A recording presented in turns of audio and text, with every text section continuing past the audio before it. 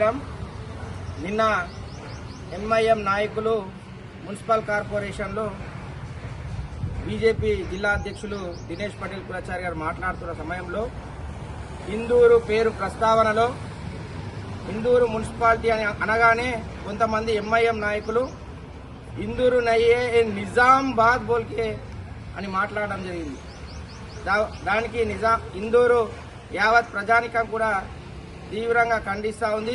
ఇది నిజామాబాద్ కాదు, ఇందూరు అని చెప్పేసి మరోసారి హిందువులందరినీ మేల్కొల్పడం జరిగింది. నిన్న ఏదైతే ఎంఐఎం నాయకులు చేసిన తీరును హిందూ సమాజం, హిందుత్వవాదులు అందరూ కూడా ముందడికి వచ్చి ఇది ఇందూరు అని మరోసారి నిరూపించడం జరిగింది. ఇది నిజామాబాద్ కాదు, ఇందూరు. ఇది చరిత్ర పెట్టిన గల పేరు ఇందూరు అని చెప్పేసి మరొకసారి మేము తెలియజేస్తా ఉన్నాం. ఈరోజు 36వ డివిజన్లో ఏదైతే కొన్ని షాపుల దగ్గర బోర్డులకు నిజామాబాద్ అని ఉన్నది, దాన్ని తీసివేసి ఇందూరుగా వారితోనే పెట్టించడం జరిగింది. వారు కూడా మాకు సహకరించడం జరిగింది.